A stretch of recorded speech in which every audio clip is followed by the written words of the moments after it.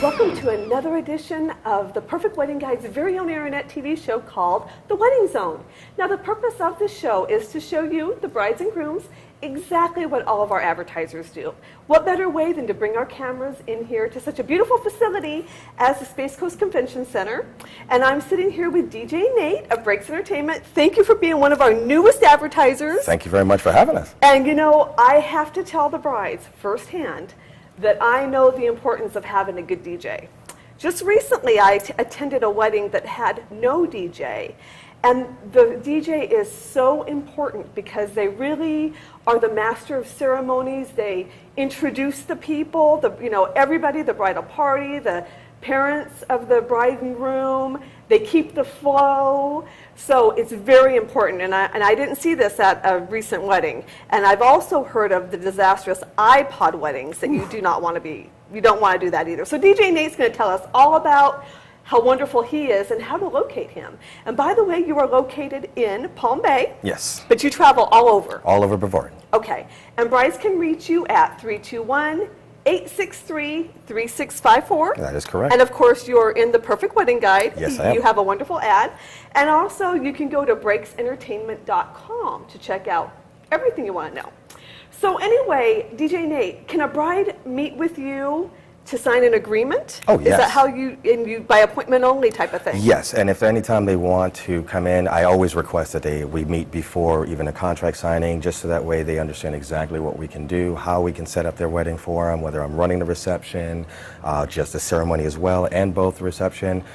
We like to make sure we go over everything before signing the contract, so that way they have a full understanding of what we have to offer. And I know a lot of times brides get worried that the DJ they meet with is not the DJ they get. Well, no. Our standards are basically when we sign them up, even on our website, they can actually see all of our DJs that we have on staff. And if they choose a specific DJ, that is the DJ that they will have from here on out, from the start all the way to the finish, unless for some reason something happens. And of course, they'll already know way in advance before the actual day is set. And how many DJs do you have on your staff? Right now I have 7 DJs on staff and still looking to get more because we're trying to broaden out even from Brevard to Orlando, Jacksonville, and so on and so forth, even further south to West Palm, Miami, even Key West if need be. But I'm also looking for more DJs as well, just so that way we can cover all of basically Florida, really. Great. And do you perform in more than one event per day? Your company, I guess, with that many DJs, you can, right? Yes, we can. I've done it to where I've actually run more than one event myself, and I've also done it where we have more DJs, one DJ doing a daytime event and one DJ doing an evening event as well. So, yes. So you're kind of like the DJ on the run. Yeah, we try to stay busy, that's for sure. And of course, you've got all the equipment that all the brides would need and all the music, right? Yes, we have all the music that they request, any songs from their first dance all the way down to their last dance. We have all the songs, all the music they need, even for their ceremonies, if they have anything for the walk down and everything like that. We'll have all the music that they request. Great, okay. And tell the brides what makes you different than all the competition out there. Well, basically, this is how my insight is. You have your backyard garage DJs. You have the ones that are in their rooms doing what they can, selling themselves for $50, $100, and so forth. We try to cater around the bride and groom, especially the brides mainly, because this is your special day.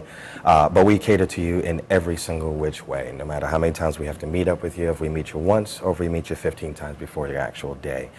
We are basically...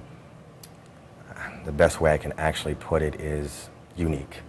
We try to stay as unique as possible with every event. We try to make sure that your day, your setup is much different than the last wedding I've done and 2 other weddings I've done. You'll never see a same setup on any one of our weddings. And that's one thing that I definitely pride ourselves on, and my DJs as well, we pride ourselves on. And I know a lot of brides, at least that I've dealt with in the past, they really are adamant about having a do not play list. Oh, yes. And what I found is they don't like that chicken dance. You'd be surprised. a lot of brides do not, and I will not play it if it is requested by the bride and groom. We have done it to where some weddings they do have the chicken dance. I still laugh every time it's brought up, but we also do not just to keep the chicken dance, but also of course everyone requests to keep it shuffle and the cha-cha slide and the wobble. We have all of that, but if for some reason the bride and groom requests that this is not to be played, of course we will always cater to that as well, and we will let the guests know as well. And what kind of style do you and your DJs offer? I take it having around 7 DJs, each of them has their own little type of Yes. style. Oh yes, we have, and with myself and 2 of my other DJs, we pretty much cater to just about anything. I know for us, we can do the hip hop, we can do the R&B, we can do the classicals, we can do pretty much a broad of anything. I have one specific DJ that literally he does country, and he is really, really good at country. I have another DJ is pretty much more of alternative and kind of the old school rock and the rock and roll type eras. Definitely we can cater to those. But we have also DJs that can cater pretty much all genres in every single genre.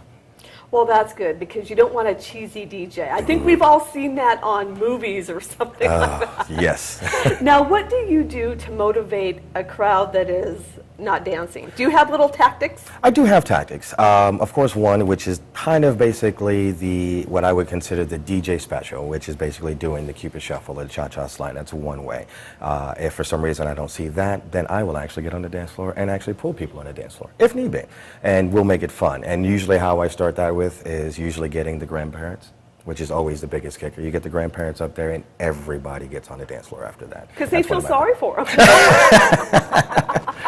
Definitely, but it's definitely fun. It is really fun to watch them, watch their grandparents actually getting there and interacting, and it's almost where they feel like, wow, they have to get on there. They have to show them up, and they do. And usually I don't think there's not one wedding I've ever run into where I could not get anybody to dance on the dance floor.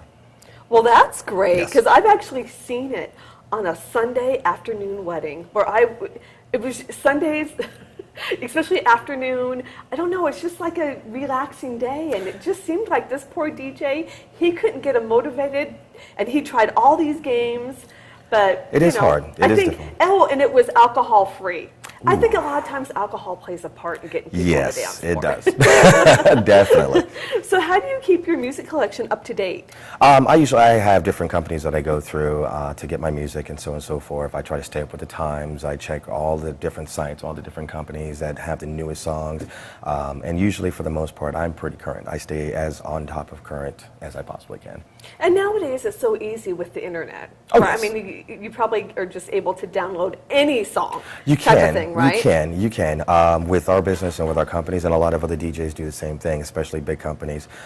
Most of them are licensed, so you have to make sure you have all the licenses and so on and so forth to make sure you can actually play all the musics. And that's more or less something that's on our end, but we will always make sure we stay on point with all of the music, so that way there is no, we don't have this song, because I can never, ever say that to a client, ever. I just don't like saying that. And plus you can probably dig it up somewhere. Oh yes, one way or the other, I will find a way to have your song, but we will actually have all music, all type of genres for whatever the occasion is. And then do you take requests from guests, or do you leave that up to the bride and groom if they want I do. requests? I do. That's usually something that when we do go over the contracts, and I of course have forms and stuff that they fill out, and I always ask, do you mind if the guests make requests and so on and so forth? If they say sure, by all means, of course. And I've actually run into some weddings where they don't want any requests, and they just want a certain type of genre played throughout their whole wedding, and I will cater to that as well. So I try to deter them from doing that and just saying, hey, we can have some kind of request if need be, but nothing really broad. So just to keep it in the same genre if that's what they request. Okay, now what if a bride is having a theme wedding, which is quite popular right now? Yes, it is. And she wants you to dress up as a pirate. And I will. I will. I will dress up as a pirate, a ghost, a spaceman, whatever the occasion is, whatever the theme is, I can definitely cater to that. And then, of course, if they just are having a regular wedding, you wear like a suit or a tux, or what? Is it up to what they want? I request that through the bride and groom as to what our attire is. Normally, we have a standard of course, dress slacks, shoes, just something to where it's a formal event, but maybe not so formal. I have gone to weddings where we had to go into a straight three-piece. Difficult for most DJs to run into, but we will actually do it if need be, so yes. And then what kind of equipment do you use? Like the brides might want to know, is it Bozy? Is that how you say it? Bose. Bose.